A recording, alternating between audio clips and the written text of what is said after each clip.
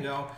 E, bom, para começar a fazer uma pergunta, você, quando prestou serviço, prestou concurso, você queria muito aquilo ali ou foi uma vista, carreira, assim? Porque tem muita gente que faz isso, né? Sim. Então, eu tenho gostar de, vou prestar um serviço porque é isso que eu penso para minha carreira, ou foi uma consequência e foi acabando acontecendo? Então, durante o curso de graduação na arquitetura, nós às vezes não nos descobrimos. Então, são tantas disciplinas e às vezes aquelas disciplinas que dão maior impacto, como projeto, alguma coisa assim, você não se identifica com aquilo. E eu sempre me identifiquei com a parte de planejamento urbano, com legislação, então eu sempre gostei do plano diretor. Então eu falei assim, poxa, para atuar com isso, nada melhor do que estar, né, inserido dentro do serviço público. E quando abriu o concurso, em 2010, eu estava no nono semestre. E aí eu falei, poxa, é o momento, então eu queria muito mesmo passar. Só que aí eu até brinco, até hoje, porque é uma coisa de você mentalizar mesmo, né? Eu falei assim, poxa, eu tenho que pegar em sexto, porque daí dá 6 meses até eu me formar, dá certinho. Foi uma conta muito exata. Foi muito exato. Ainda eu errei e fiquei em quinto, então deu certinho, né? Mas assim, foi algo que foi planejado. Mas assim, se eu estudei para a prova, não, porque você está no curso de graduação. Você está ali fomentando. Você está no TFG, você está naquele trabalho final. É aquela, vou fazer porque é uma esperança, mas não é o meu objetivo principal. Exatamente. Agora. Só que você vai focado, né, cara? Você vai com calma e uma coisa espetacular, assim.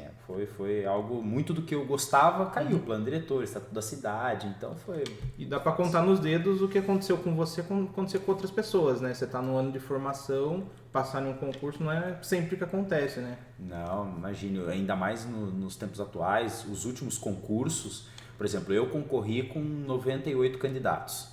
Os próximos concursos, que daí teve em 2014, 2018, você já subiu para uma média de 500, depois já subiu para mais de 2.000 candidatos para a vaga, então... Foi cada vez se vendo mais. Exatamente, né? Até visto o cenário político-econômico que aconteceu no Brasil, né? A nossa construção civil sofreu bastante num tempo atrás, então o pessoal utilizava como um artifício, muitas vezes, para ser uma válvula de escape. Legal. Bom, uma das coisas que nós comentamos antes, até estou pensando aqui, são a questão de cidades planejadas, né? Quando você fala cidade planejada, o pessoal fala Brasília, né? Existem algumas outras, né? Igual a gente comentou, tem no norte algumas cidades. E assim, Curitiba, né? Quando você, até a gente estava falando no norte, no Maranhão, Alagoas, não sei onde, algum lugar lá, apareceu Planet City Smart, alguma coisa assim. E aí você vê que é uma cidade que está nascendo do zero. Isso é uma coisa, você começar a planejar do zero, sim, né?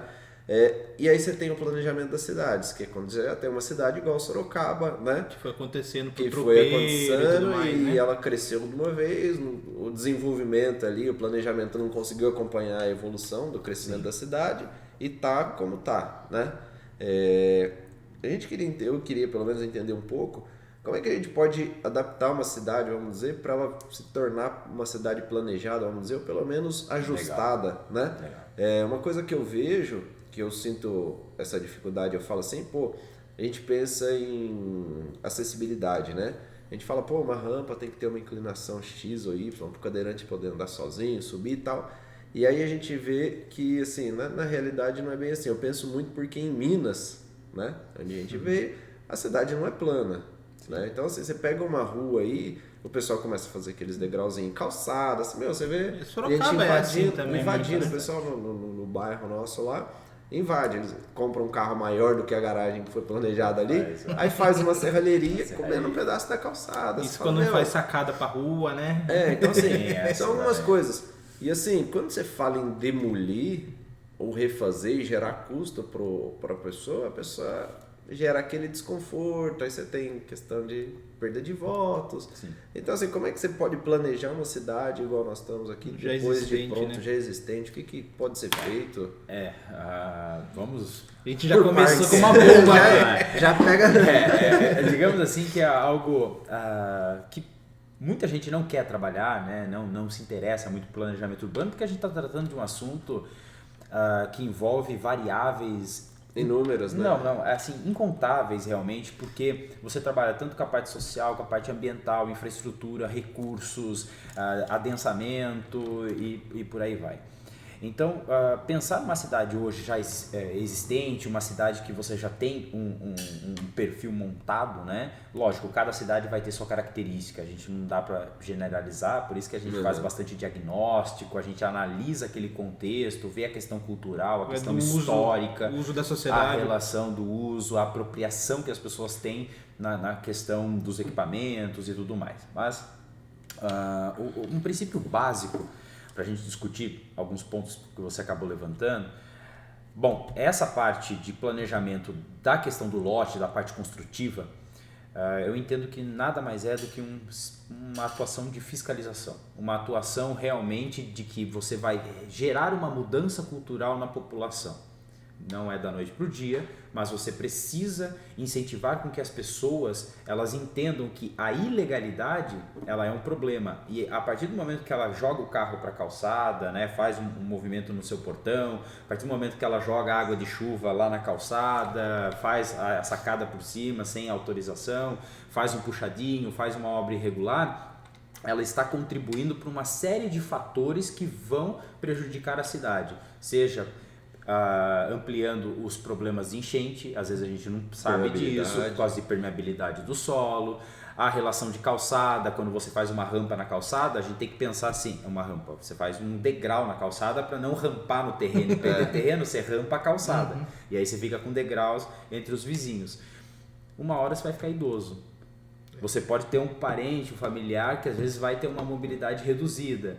Poxa, pode ter grávida, pode ter qualquer situação e a gente não está pensando, é a cidade do amanhã, né? Então, nessa questão da acessibilidade, é muito a parte de fiscalização e realmente uma educação urbanística. Essa fiscalização pode ser, por exemplo, sem valores, porque quando você fala valor, dói mas assim, aquela notificação, 1, 2, aí na terceira você vem com uma multa, alguma coisa? Pode, dá para se criar um programa, né, dentro do planejamento urbano, que você vai atuar como medida de educação, igual eu falei, vamos educar.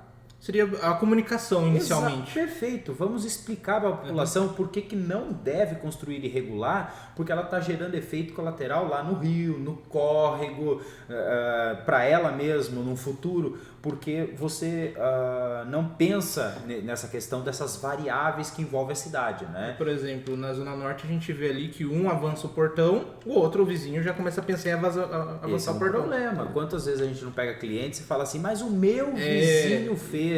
Fala assim, gente, não é porque seu vizinho fez que ele vai conseguir fazer a legalização e que ele vai conseguir fazer a averbação daquela construção na matrícula. Ou seja, quando precisar fazer um inventário, quando precisar vender aquele imóvel, vai ter que demolir, porque está descumprindo totalmente a legislação urbanística. Ou seja, você quer entrar nesse cenário? Eu acredito que não, porque aí você vai desvalorizar seu imóvel, você vai gastar recurso em material da construção civil e depois vai precisar demolir, né? Então isso é um problema. É um trabalho que o pessoal não pensa. Exato, porque assim, eu estou vivendo hoje.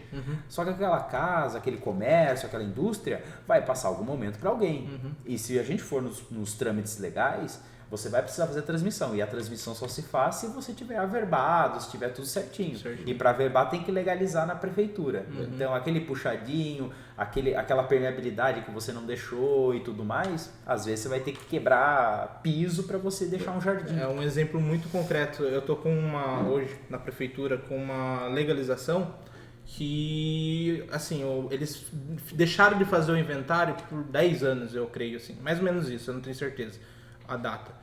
E agora decidiram fazer. Aí o que aconteceu? Travou no cartório. Por quê? Porque estava irregular. Aí a gente vai fazer regularização agora, tem que mexer com calçado, porque é de esquina, tem que fazer a rampa de cadeirante, né, de acessibilidade. Sim. Enfim, tem diversas normas que às vezes, talvez na época que eles fizessem, talvez ainda não tivesse.